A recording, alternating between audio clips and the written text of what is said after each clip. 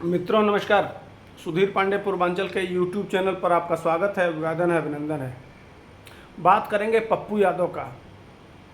पश्चिम बंगाल में डॉक्टरों को एक डॉक्टर बच्ची जो अंडर ट्रेनिंग थी उसके साथ दुष्कर्म हुआ और दुष्कर्म के बाद पूरे देश में आंदोलन है। घटनाएं लगभग आप सुन चुके होंगे। उसी को लेके पहले पप्पू यादव का बयान सुनिए और फिर इनकी रिलाई करते हैं। सुन लीजिए थोड़ा सा। और बेटी को आप डॉक्टर से आजाद थोड़ा सा लगा रहा हूँ, बहुत बड़ा जैसे वीडियो है, लेकिन थोड़ा मायावती सा जी लगा और रहा हूँ। चंद्रशेखर जी ने ट्वीट कर दिया। उसके अलावा कोई नेता अभी तक क्यों नहीं गए? बिहार में 4 बलात्कार हुए, उत्तराखंड में बलात्कार हुए। तो पप्पू यादव जी हैं, ममता बनर्जी का खुला समर्थन कर रहे हैं। सारा दोष डॉक्टरों का है। इनके कहने के अनुसार वो अपना बलात्कार वो लड़की खुद करा ली थी। जिस तरह से वहाँ की पुलिस यह कह रही थी कि यह आत्महत्या है, उसी तरह का समर्थन 4 घंटे तक उसकी बॉडी को गार्जियन को नहीं दिखाया गया। कल उसके माँ बाप बहुत सारी बातें सुन के आपके रोंगटे खड़े हो जाएंगे।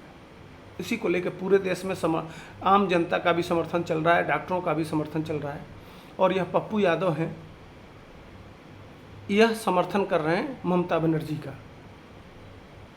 यह कह रहे हैं राम रहीम भी तो बलात्कारी थे, तो राम रहीम कहाँ आते, कितने साल से जेल में है, यह इन्होंने नहीं बताया। आसाराम को बताया। आसाराम भी तो बलात्कारी है। हालांकि कोई मौलाना इनको नहीं मिलेगा, जबकि रोज ट्विटर पे चले जाइए तो रोज कुंटल भर मिलेंगे, लेकिन कोई मौलाना मौलवी उनको कहते हुए इनको नहीं मिलेगा और न इनके मुंह से निकलेगा, इसलिए कि नीचे से कटवा चुके हैं।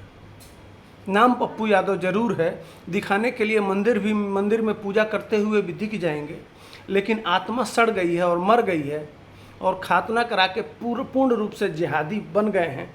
कोई बात नहीं, बन जाइए, वो तो जनता की गलती है जो समझ नहीं पाती है और बहकावे में आके इन जैसे लोगों को सांसद बना देती है।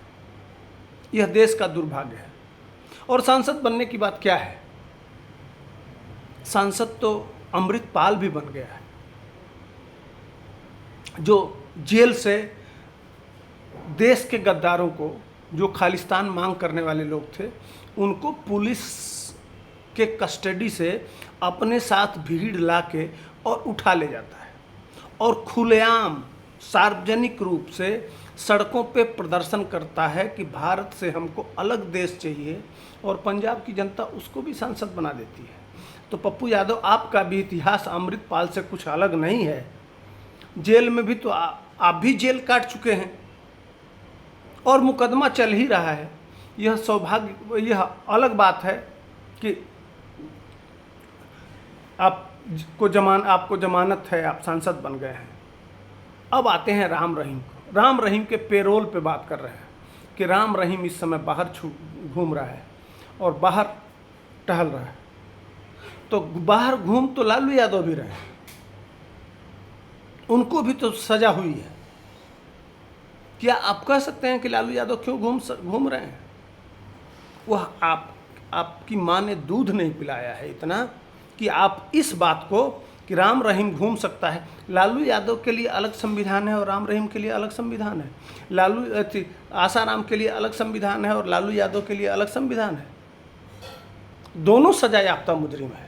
अगर आप उसी बिहार से आते हैं, अगर लालू यादव सजा याफ्ता बन के उनको कोर्ट आदेश दिया है कि आप घूम सकते हैं, तो राम रहीम को भी कोर्ट नहीं कहा कि तुम बाहर घूम सकते हो।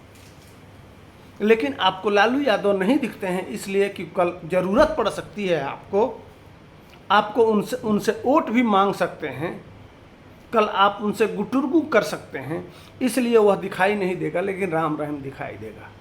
इसलिए कि लालू यादव आपके एजेंडे में सूट नहीं करते हैं। कांग्रेस के समर्थक, आप कांग्रेस में जाना चाह रहे हैं, आपकी पत्नी कांग्रेस में है और लालू यादव से और कांग्रेस का गुटुरगु है, एक साथ इंडिया गठबंधन बना के चुनाव लड़ रहे हैं, इसलिए राम रहीम आपके एजेंडे में फिट बैठता है और लालू यादव फिट नहीं बैठते हैं। तो सीधे कहिए ना हम एजेंडा चला रहे हैं। लेकिन उस डॉक्टर का क्या, आते हैं मुख्य मुद्दे पर, उस डॉक्टर का क्या, उस डॉक्टर ने क्या बिगाड़ा? उसके साथ आज आम जनमानस खड़ा है, लेकिन आप इतना पतित और इतना नीचे गिर गए हैं, आपका स्तर इतना घटिया हो गया है कि आप उस डॉक्टर बच्ची को भी बकसने के लिए तैयार नहीं है। आपकी मानसिकता दर्शाती है कि कल आपका कोई समर्थक इस तरह की दरिंदगी करेगा तो आप उसको भी जस्टिफाई करने से पीछे नहीं हटेंगे। और बिहार के दुर्भाग्य और बिहार के पिछड़ेपन का कारण यही है कि इसी तरह से माफिया और आतंकवादी मानसिकता के लोग, मैं आतंकवादी ही कहूँगा, जो इतनी घटिया, इतने गिर गए हैं कि कम से कम बोलते समय, सांसद होते हुए भी बोलते समय इनके जीभ में लकवा नहीं मारा, इनके दिमाग में कैंसर नहीं हो गया। यह ईश्वर पता नहीं कहाँ सोया है। उस दरिंदगी को देखेंगे आप, और पुलिस किस तरह से नमक हरामी कर रही है, तलवा चाट रही है ममता बनर्जी का। जो लोग इस पे आवाज़ उठा रहे हैं उनके ऊपर मुकदमा लिख रही है, लेकिन वो 7,000 लोग जो सबूत मिटाने गए थे उनके ऊपर कार्रवाई करने में उसकी टांगें कांप रही हैं। और वर्दी पहन के एक तरह से ममता बनर्जी का जो टीएमसी है, टीएमसी के कार्यकर्ता के तरह से पुलिस काम कर रही है। उस पर बोलने में पप्पू यादव की नानी मर जा रही है। इसी बात का रोना है और इसी बात का धोना है। कैसा लोकतंत्र और कैसा संविधान समझ में नहीं आता है बंगाल की परिस्थिति को देख के। एक बेटी के माने चिथड़े उड़ा दिए गए। उन बातों को मैं अपने शब्दों से कह नहीं सकता जो उसके माँ बाप बता रहे हैं। जिन परिस्थितियों को आज पूरे देश के डॉक्टर डरे हुए हैं कि हम इसलिए आंदोलन कर रहे हैं कि हमको सुरक्षा चाहिए।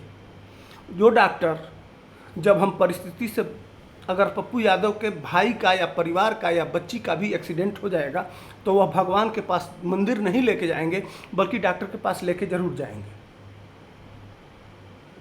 कहीं और नहीं जाएंगे।